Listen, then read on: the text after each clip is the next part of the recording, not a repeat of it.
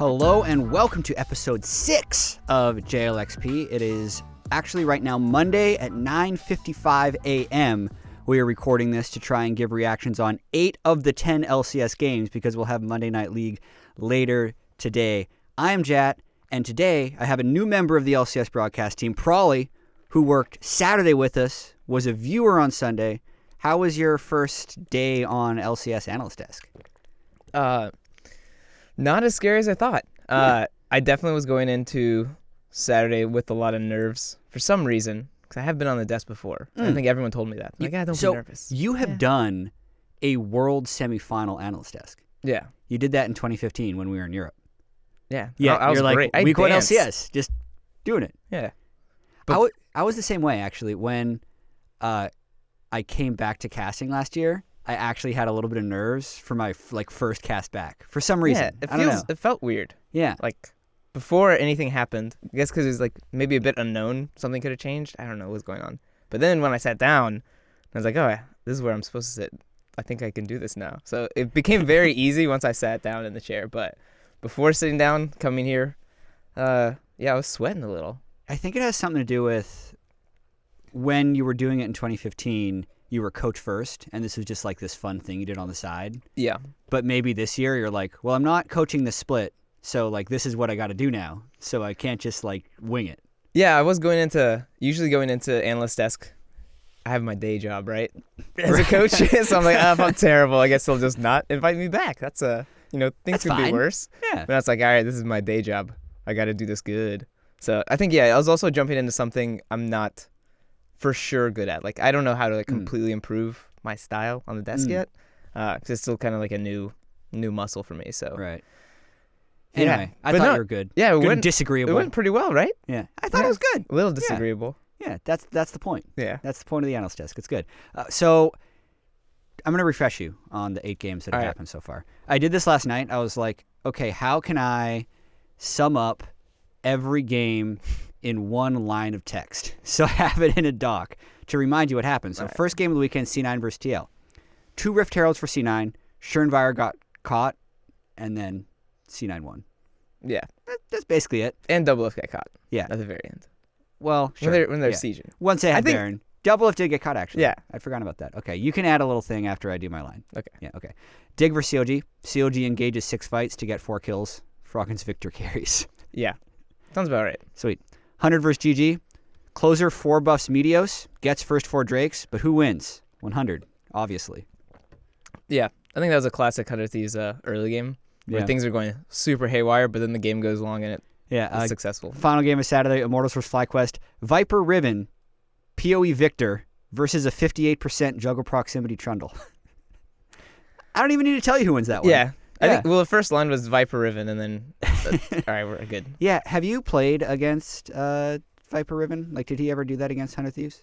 No. I guess there's only 2 games. Because they had a coach that would ban it. So. Oh, interesting. Yeah. It was pretty special. That's weird. I mean, in scrims, yeah. So it always got to the same point. He's farming in lane, and then he team fights and wins a team fight by himself. Why don't we see more Riven then? Like, I know he's obviously a very good Riven, but you'd think that this is a tangent. We're gonna cover real topics later, like what to think of TSM and C9 and like the 2-0 teams, but I'm curious about this Riven. Well, no, because Something's a really strong Riven player, and I always get asked like, why don't you pick Riven more? Especially last year, it became like a little bit more staple. It was starting to become normal a bit when people were doing like Camille, Aatrox, and then people were doing Riven and farming. I'm thinking it's like the team needs to be able to play around it. There's got to be better counters for it. Or is it actually just this thing that people aren't playing? Well, it just doesn't do anything for a while. Like, TPs are not impactful for a while. Its team fights aren't crazy for a while. And a lot of the time, you don't win these matchups. Like the Aatrox one, like, I think you have chances to win, but if you die, you're going to die a lot. So the way Viper's doing it, I think, is like pretty correct, where it's like he's pretty much farming. Like, he'll pressure a bit if he knows where jungler is, but mostly like he's just playing the lane not to get punished. Yeah. And then he gets to a point where, all right, now I have like 1.5, 2 items. Yeah. And then he's coming from a flank, and then it's just over from there. So he's never like, we need to put resources into Riven. They don't play that way with him. He's never playing like over aggressive to like stomp a lane. It's never like a hard counter pick. It's literally just I can get away with Riven in this lane, and they have like probably an immobile carry. I think most of the time he picks it. It's against a non-flash ADC or the mobile ADC, and then he gets just a flash combo and one shots. Yeah, and I wonder if it's just a thing where at Worlds, since the game is always so accelerated, you can't scale up in that way. Because I spent a lot of time thinking about Riven because when I was on the balance team, that was like one of my posts because everyone was saying Riven was super OP, and I was like, here's a bunch of stats about how like in some servers she is OP and in some servers she's not. Do you remember that post? No. I was like, how powered is Riven? It was like this really detailed post. It was the start of us sharing the like balance framework for how the game is balanced in like 4 different tiers. I remember that now. And Riven, anyway, what I ended up changing about Riven was I increased the E cooldown and I decreased the Q cooldown. And that ended up removing a lot of the frustration, and the ban rate went way down for Riven. It went from like 40% to like 6, like across 4 patches. Oh, wait, you made that change? Yeah. Oh, that's a good idea. I did like 4 or 5 changes a patch and for like the smaller stuff. But Riven was a little bit larger. And then what ended up happening is like what that change did is it actually just made her way too good in like master elo. So most people complaining about Riven were actually like the silver and gold players, which is actually pretty much always the case when you're seeing a lot of complaints online. Even if they're saying like, about that. Even if they're complaining for the challengers, like, the people that are posting and complaining about it, there's only 200 people, 300 people in Challenger. Yeah. So. Oh, no, that's not true. Per server. No, I think every time I see open Reddit, all of them are Challenger. And I believe them. Yeah. Good. Yeah.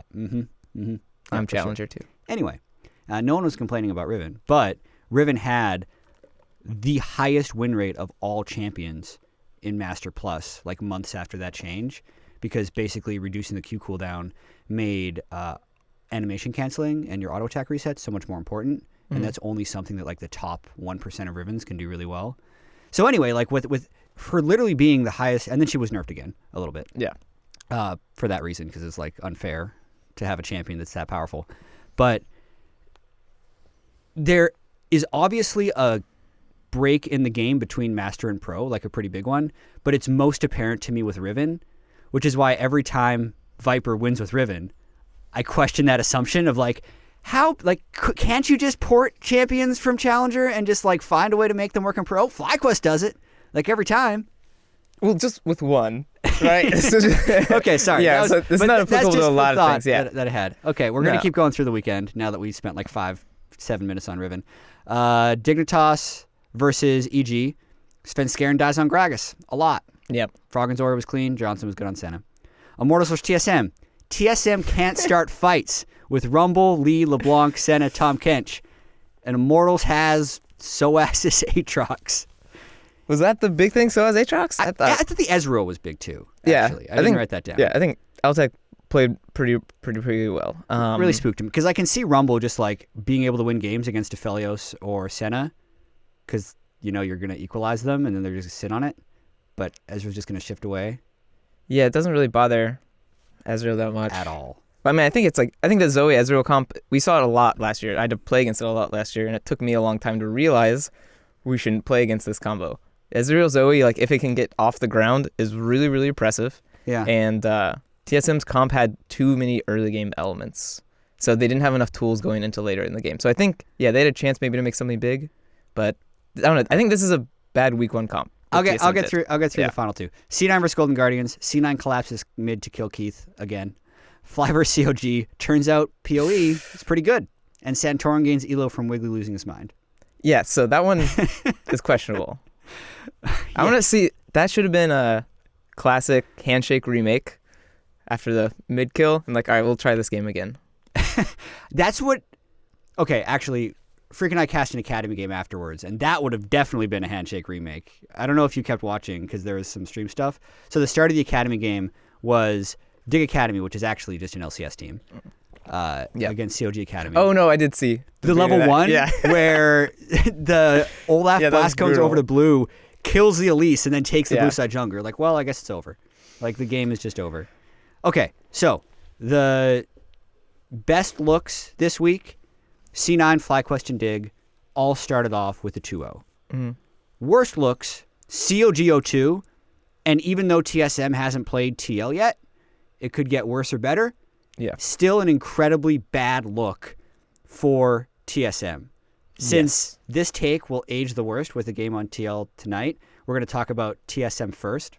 Okay. So they lost to the team who on Saturday people were calling the worst team in the league.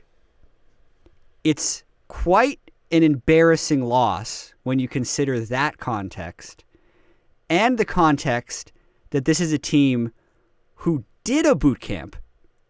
Bjergsen said he didn't go to All-Stars so he could prepare for the season.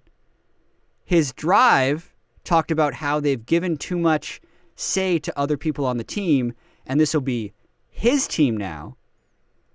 And it's one of 18 games. We'll soften it with that. Yeah. It could, but it's actually a really bad loss. Worse than most. To me, it's worse than most day one, game one losses. Yeah. I mean, even the scope of things, like if you look at a lot of the, second to third place, kind of finishes for spring, usually the first and second place teams at the end of the season, their standings aren't that far apart. I mean, I think TL maybe had a big streak where they're really far ahead, but usually it's 1 or 2 games. That's how far away you are from first, second, or third.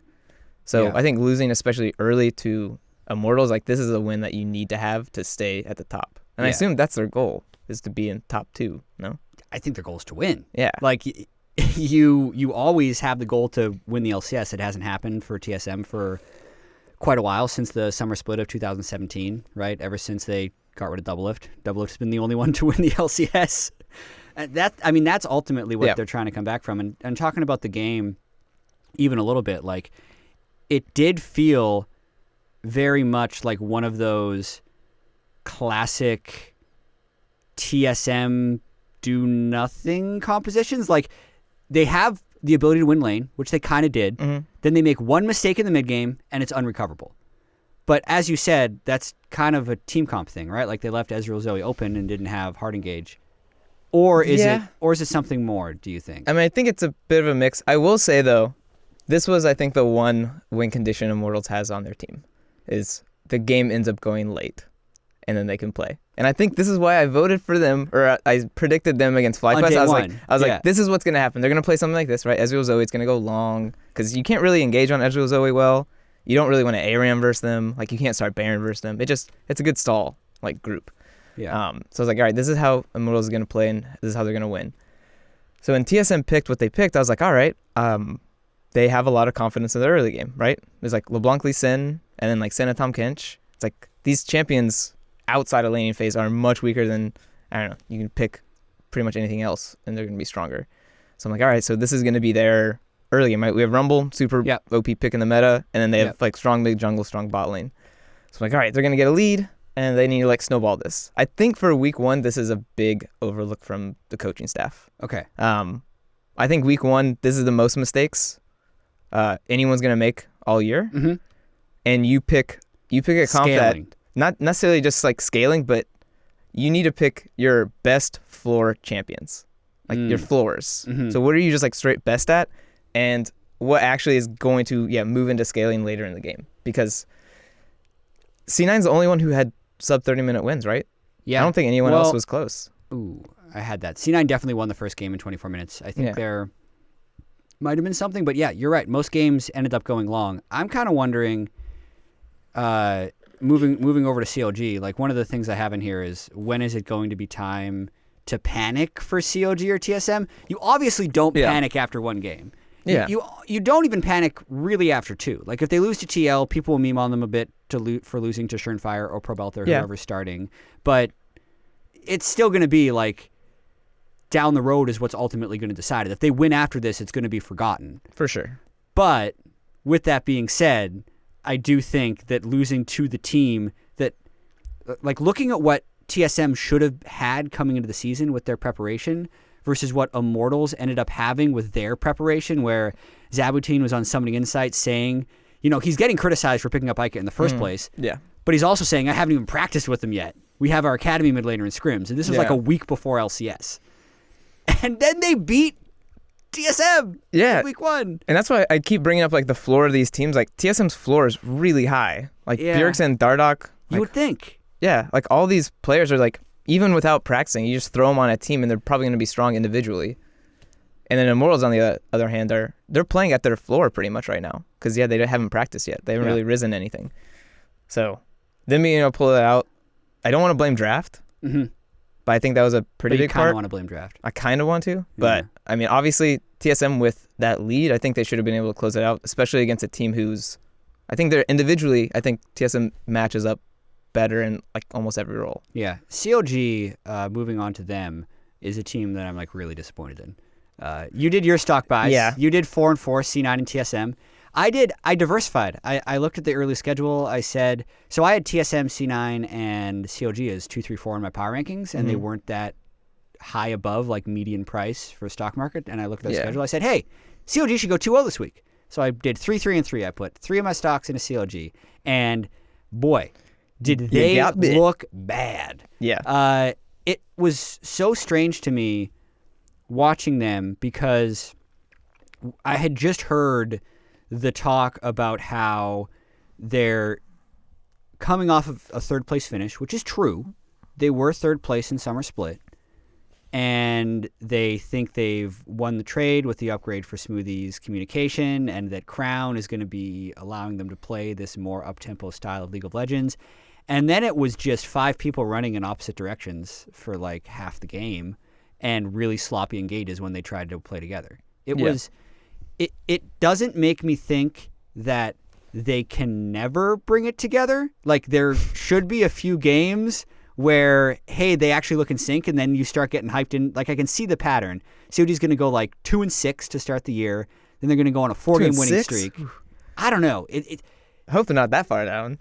They just lost to Dig and FlyQuest, who were 2 teams that were supposed to be in the bottom half of the league. Yeah. So I think it's an uphill battle, especially because their visa was such a big issue. Yeah. And I think that was a big problem for CLG. Is just not having your star mid laner, because that was the big turning point for their roster. I think there is something there. However, the team did boot camp in Korea with him. Yeah. So then they had like a week off. Then but it wasn't recent. You really practice. regress if you're, especially. I mean, he's 14-hour time shifted. Yeah. Crown when he comes over, so Crown no way could play well. Okay. I'm sure that affected other stuff. I mean, the FlyQuest loss was very goofy because of that like initial fight mid. So I'm not sure how that game would actually go, but their first game versus Dignitas was a bit. Yeah, it seemed like Dignitas just outclassed them like pretty quickly. Yeah. I think CLG. I think getting Ruin up to speed. I think they have Song and Crown, so I think they have a lot of like power to help Ruin. Because I think he needs a step up. I think I don't know, NA tops. I think NA tops are pretty solid this split. You're right. So I think he's got to step up a bit. So I think CLG over time is gonna pick it up. Again, hoping this like Smoothie is the correct answer for their communication issues. I think it's gonna take them a while. I think week 3 we're gonna see CLG starting to play where they should be at, and if they don't perform by week 3, then I think it's probably not gonna work for spring. Yeah, they play 100 and TSM next week. Oh man, if we get to that TSM CLG game and they're both 0 and 3, ooh, that's gonna be really hype. Can you imagine? It's the battle of the bottom. Super hype.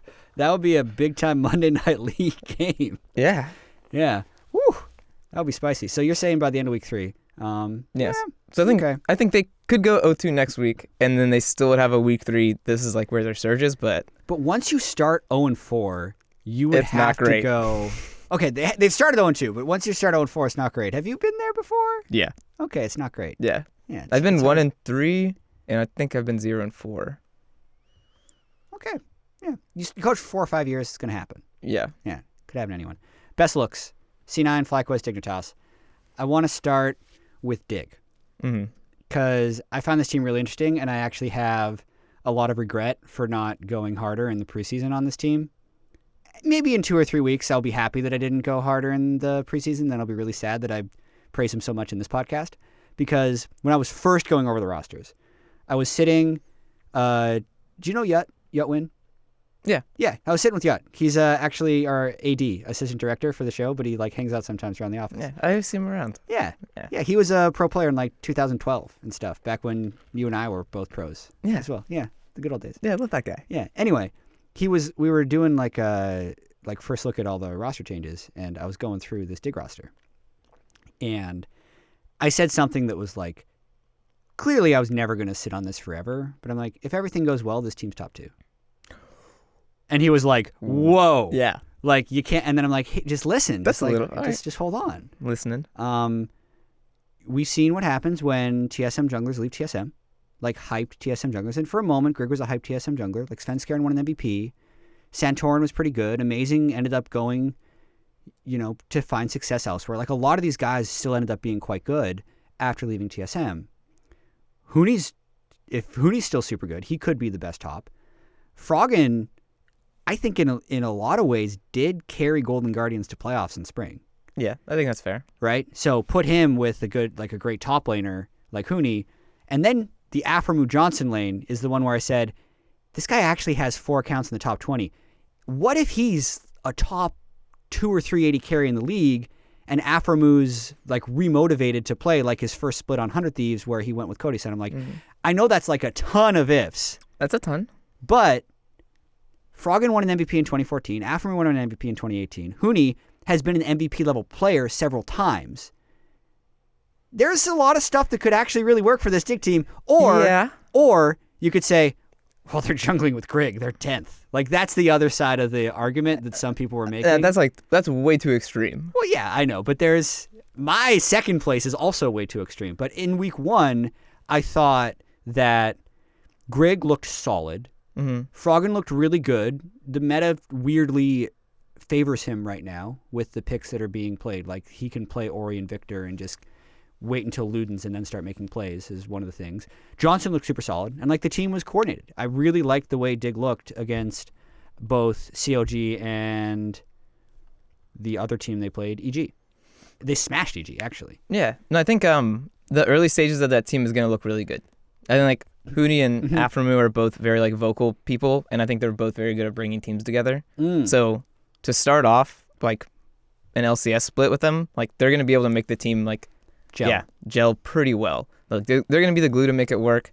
I do think with Dig, the reason why I don't have them very high finishing is because I think over time the team looks like there's going to have cracks amongst it. Just between like the personalities on the team and the fact that the play styles are very different on that team. Looking at how like Grig and Froggen both play, I think both of them are pretty different. I think comparing Froggen to Hooney, it's pretty different. I think the only similarity is like, I think Hooney and Aphro are going to be pretty tight-knit. I think they're both going to want to fight a lot, and they're both like pretty talkative players. Yeah. So I think that's going to be the big thing is like if Froggen and Grig are like comfortable with that style, I think that's going to be like their hope. I think if those don't gel well, like over time, they argue about 1-3-1 split push, something weird, you know? Yeah. I think that's where the big issues are going to come from. But I don't know. I think the baseline of this team is pretty strong, and I think I expected them to win, except for against EG. I thought EG would also have a higher floor based on they have the 3 from C9 that played together. Right. I ended up putting them 5th in the preseason rankings. I didn't have them beating CLG because I had CLG in 4th, but that still should have been a close game. I'm willing to bump it up. I'm saying Dig will make playoffs, like for sure. That's what I'm saying. I don't know why I'm locking myself in after 2 games when we have like 8 more weeks, but I just felt the need. Yeah, it's not a crazy overreaction, but I think that's the overreaction would be like Dig has a real chance to win the split, which probably not. But I'm gonna wait and see. Like I'm trying to get in early here and say, hey, this team could be quite good. Rather than just, hey, this will be an average team. There's a big distinction between that. Like jumping into the top tier, it's promising, is what I'll say. Yeah, okay. So I think playoffs is fair. I think top 4 would be a stretch. Too much right now. Yeah, okay. Until we see more. You're probably right. But top 4 is kind of goofy, right? Because I had like, I guess we've only seen 1 TSM, but that still stings. Right? The first game losing like that top 4 stings. gets goofy because everyone had TL1. Yeah. They're going to drop some games. Absolutely. C9 looked incredible. I said it during the cast. They were a team that was in basically mid-season form is kind of what it felt like to me, playing against teams that are still figuring stuff out. So they just steamroll people. Like, you're out of position, they'll kill you. They did that to Keith, they did that to Schernfire, they did that to Doublelift. And their lanes are solid. Like, they're just winning reliably. I mean, I will say they haven't really been hard challenged yet. Who would hard challenge them, though? Because... No, I mean, like, in terms of the teams, right? Like, TL's, like, super non-form, right? Yeah. I mean, Schernfire, I don't know how much practice they even had with him. So they were playing with Pobelter, and I don't know, changing jungle is like really hard for a team to adjust because that's your like early game objectives. That's your like how you play out your lanes. That's how your vision setup is. So changing out jungle I think is really punishing for TL. So I think Cloud9 got a pretty easy pass playing against TL.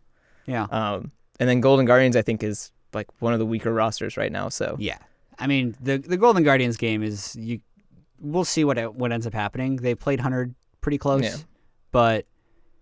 The other question, though, is who would actually challenge C9 right now, which is after watching almost a full week of games, yes, TL has the jungle thing. We were talking about that on Saturday. I agree with you. Not having your main jungler there is way bigger than people give it credit for. One of the most difficult roles to hot swap. I would say the most difficult. The most. Yeah. Okay. Like I could carry a mid laner for sure. Like any jungler can like solo shot call for the mid laner or support can pick it up. But if your jungler doesn't know what your support wants, it's like I mean they have to do too many things together. Yeah, you're right. Okay. Hardest single role to hot swap. Yeah. But then the TSM and C9 were basically neck and neck in most people's power rankings. Mm-hmm. TSM does not look like big time competition for C9 right now. I mean I think that was a mistake. COG was next. They were 0-2. So I'm just saying like who is the question then is who would be the best test for C9? All right, I'm going to say Dig. And that means Dig's top 4. No, for now. For now. Because, I think, TSM doesn't look hot, TL doesn't look hot. So I think over time, those will come back and, in my mind, those are going to be the ones that can, like, fight them a bit. But I think right now, Dig is the one that can fight them because, they just look pretty decent. Yeah. Their early, mid, and late all is, like, solid. There's nothing that's like super egregious. So I think that's going to be their fight. I still would say C9 can win though. For FlyQuest, I don't think FlyQuest would be able to challenge Cloud9. And those are only 2 teams, right? FlyQuest, Dig, and Cloud9. FlyQuest, Dig, C9. That can change tonight because all the teams that are technically 100 Thieves can beat EG and become 2-0 tonight as well. But after Ryoma had like 5.2 CS per minute in a 40-minute game, I'm not going to put them into the top tier. Although someday did take like literally all of his CS, which is fine. But the jury's still out on them when they give up Dragon's Soul, the Golden Guardians. Gangplank. We'll see. The final team I wanted to talk to you about though is FlyQuest because this seems to kind of happen actually every year where after the first week someone's like, "Ooh, that team's actually pretty good." Is this a false positive for FlyQuest, or is there something good going on here? They beat Immortals and CLG. Yeah, so I think their CLG match was Wiggly made a big whoopsie early on, and that's huge, unbelievably. That skewed the game like pretty substantially. Massively. So I would have liked to see that match in a much more like not whoopsie area. Mm-hmm. And I think their other opponent was Immortals, who I know they won against TSM, but I still feel like they need a lot of building to do to perform. So I would say FlyQuest hasn't been like tested yet, and I do think their win against Immortals was I think relatively like even until Viper popped off. Viper did his team fight win. Mm-hmm. So I don't know. I think I definitely need to see a lot more FlyQuest. I do think that PoE does fit their team pretty well, but again, I don't see them being able to break into top 4. Maybe they can make playoffs, but I don't think they can break into top 4. Yeah.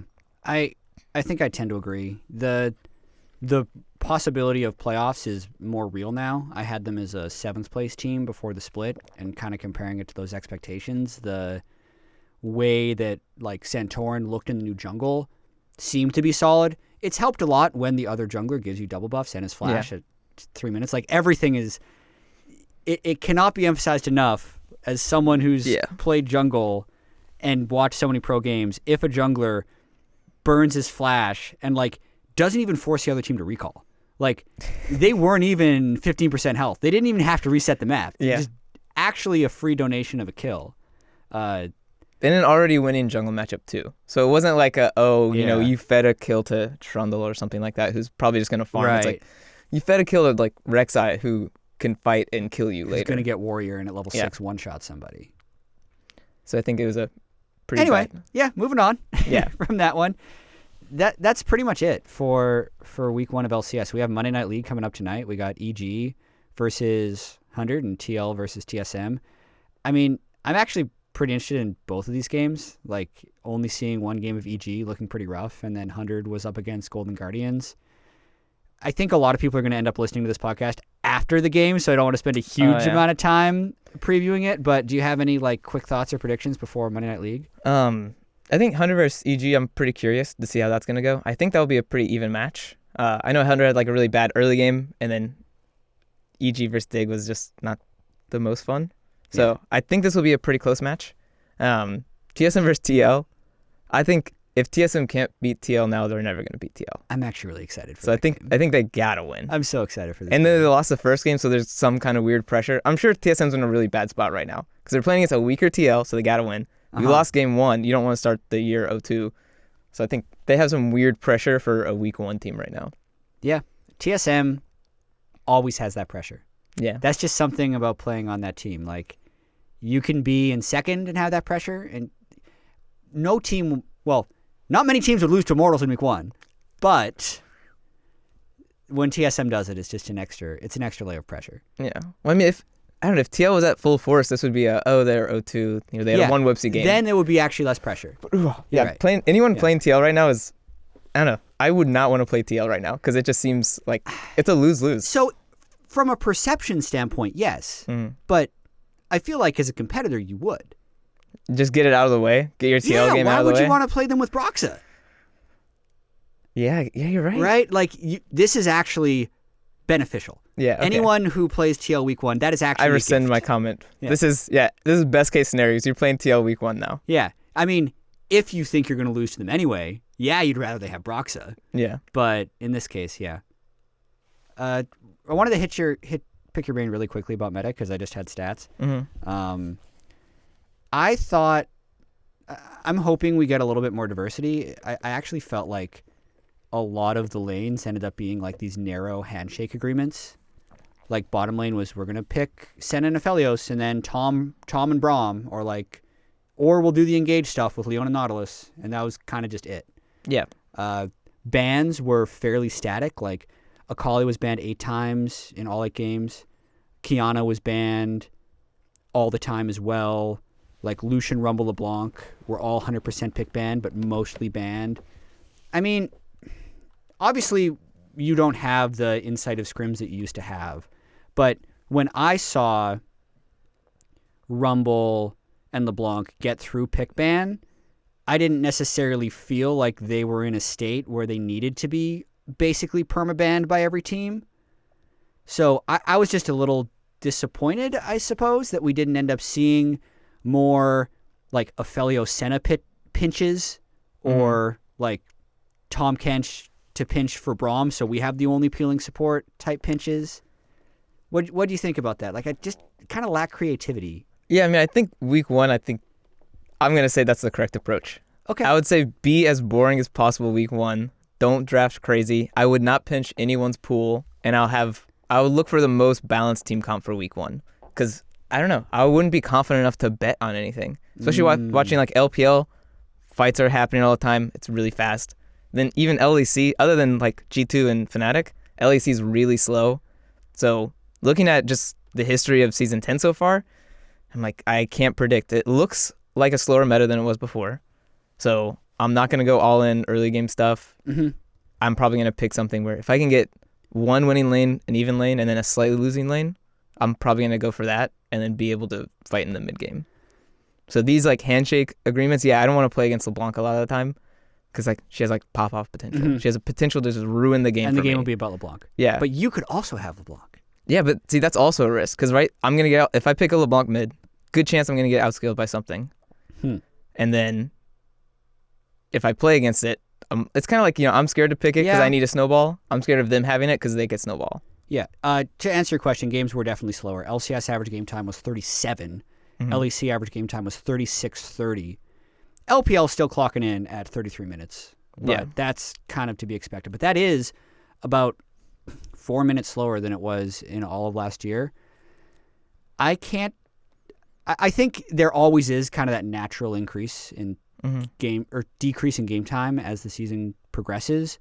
But the number of teams that got a few early Drakes and then were unable to create more pressure down the road, I'm wondering what impact that's going to have down the line on the meta. Because we already knew that the early power of Drakes is fairly greatly decreased. Like Infernal Drake's the biggest example. It gives 4% now, where it gave 10% on First Infernal last year.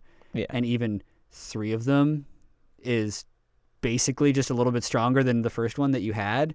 Well, even Ocean was like, the big ticket Drake, the lane especially in NA. Yeah. If you could take that 5 minutes, it's just, no one wants to play anymore. Phase. Yeah, laning phase is like super easy. You play it slow and you just grind them out. So that one was changed to like missing health. Yeah. So it's like everything is just less powerful.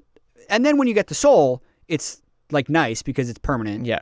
But even that hasn't been a necessary game clincher. Well, it seems like, the Ocean Soul is game ending. Yeah. I thought Infernal Soul would be game ending, but we saw 100 Thieves able to come back against an Infernal Soul. And I think the other 2 souls are like a little weak, but I don't think we've seen an Ocean Soul yet. But I want to see. Yeah, not in LCS. Yeah, I want to see Ocean Soul lose. I don't think it will, but I want to see if that can lose. But I think, a big part of why it got slow is dragons being weaker. They're an investment now. Yeah. Before they you would get something immediately, but now you take Mountain Drake first. You're just hoping to get a soul later. You're not taking Mountain Drake because it's gonna help you now. Because now your jungler's gonna be a camp behind. Maybe your laners are helping. It's doesn't feel great. But I do know a big part of this is the Dragon Soul pressure you can put on a team. Yeah. Right? So if you start with 2 Drakes, that is a psychological battle. It's now they have to think about, if we give up one more, then we have to be smite fighting. We'll no longer have a play style. Because if you're the one with 2 Drakes, now you have play options, right? No. We can give this up. We can focus on this. But in terms of making the game at least a little bit more volatile, I feel like it's working in that sense, because a team will get 2 Drakes, but it won't actually make them stronger. It'll allow them to create pressure, but it won't make them just free win stat check stronger it was more likely to be in the past. It moves both teams in a certain direction, where the ones with 2 can choose where to go, but the other team is going to have to start going to Drake now. Every 5 minutes, the enemy with 0 Drakes is going to go towards Drake Pit every time. Yeah. They don't really have an option anymore. Wanted to pick your brain on the very last thing. I talked about this with Freak during one of the games, but I felt like a few teams were swapping their dual lane to mid really early in the game. And the top, actually. Well, they do it. So the one I saw, I guess they did technically get top turret. I forget exactly the game, but they swapped it 8 minutes, which is that's a strategy that's kind of happened for a while. Never that early though. Well, I think COG did it at 8 minutes, a couple years ago, because that's right when fortification falls. So they wait for the cannon wave, they recall, they go top. Well, Dig was Clutch. Clutch was the Rift Herald 2019. team. They were the 10-minute Rift Herald. Yeah, team. we're swapping at 10 minutes. 10 to 11 minutes was swap every game. Yeah. Bot lane bases goes top. But I didn't see the 8-minute swap that much. And then the second question is, by 9 minutes they were in mid. Mm-hmm. That actually felt really good when they did it, to me. I was gonna theory craft with you. Does that make sense? What stops teams from doing that? Why would you not do that? I mean, it accelerates the games in a lot of ways, but I like the mobility it gave them. The fact that they could then make plays on either side lane felt really smooth. I guess it really depends. I mean, I would not want that unless I had a mid laner that had no pressure. If I was playing an assassin mid laner versus Ori, so I'm getting pushed in a lot of the time until I hit some item break point. I don't know. Then maybe it would be okay, because I'm gonna be losing mid prio all game or something like that. And I can't think of a situation where I would really want to push my team into a pre 10-minute 2v2 mid with no turrets down. The 2v2 mid feels very weird. Or are you kind of talking? Or are you talking about like 2v1 against the mid laner? Well, now? basically it was, and then they forced it. Then it became a 2v2 in mid, and also they Rift Herald broke top, and that's when the dual lane went mid. Instead of going back bot didn't even have a plate down. Yeah. So a weird part of that is like, do you guys have wards at 8 minutes for like the 2v2 mid? Like, so you guys have usually the dual lane being mid. Like once you get that mid pressure, you can light up the side of the map. You can pressure something. But now it's like, I mean, I guess you could do the double pink wards, so you could have river control a bit. But I don't see it as like this game breaking play. I think the 2v2 mids that were coming out were just sort of like the evolution of what that map was looking like. I don't think it was a hard strategy. I do think like the 8-minute swap top, like once Drake is down, you just put your dual lane top. I think that's going to be a lot more commonplace. And I saw LEC do that swap, and both teams went top. So when both bot lanes, like without any information, they're like, all right, it was like top recalled and bot recalled. So it was a really weird moment where there's 6 people not on the map, and then both teams reacted the exact same way. Well, the timing kind of works out that way right now, hey, because you can take the first Drake somewhere between like 5 and 7 minutes. Rift Herald spawns at 8. Take that. Guess what's coming up in another couple minutes? Drake. Yeah. So it's like after you go bot, you swap top at 8, the Rift Herald stuff happens, then you probably go mid or bot, and then you're moving for the Drake that's going to spawn at 11 minutes. Like it's almost like just kind of bouncing around the map to control the objectives in like a rapid way. I mean, I like that if that becomes the way the game is played. The only bad things I see TP AD carry coming back for that, and bot lane just becoming like a farm fest. We saw that already. Yeah. We saw the TP Aphelios and TP Senna. Yeah. Like these immobile AD carries are like, well, better take TP just because I got to move around. It's like, well, what if you get Dovan? You don't want, don't need heal. Got Tom Kench. Yeah. I mean, Tom Kench is a weird one. Maybe that's the reason why it's showing up more, is because there's a bit more movement in the game now with like the dragon spawning all the time. And now there's like double herald, so there's a lot more objectives, things to be on or be at for the map. But that's a champion I'm not super sold on for the meta right now. Yeah. Senna Tom Kench is good in theory, but then you just have like negative damage. Yeah. I think it's like, Senna's going to win a lot. That was one of the bad things about the TSM comp, actually. They'd have these windows where they'd get 25 seconds on Baron, and they literally just couldn't kill it. Yeah. Yeah, like it was Rumble, Senna, Tom Kench, and a Leesman just like tickling Baron for 15 seconds, and it would have 7,000 health. Like, I think, was it CLG? I think they made a comp with Senna where they played like Cassio mid, I think. Yeah. I think that kind of... That was a little better. Yeah. I think that felt good because that's your machine gun mage. Yeah, they still lost, but they had DPS. Yeah.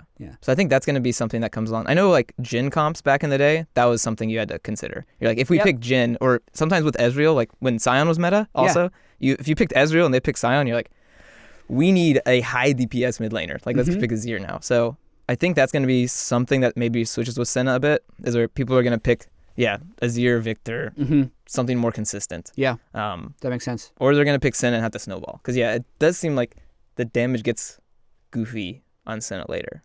I'm not. Senna's in a weird spot, in my opinion, as an AD carry. Senna's really strange. Yeah. I've played a lot of Senna, but have I told you about my, Senna? Brag about it, baby. It's not a brag. Like, I'm actually not sure if it's a brag. Okay. But, so I've played Senna as a farm share bot lane.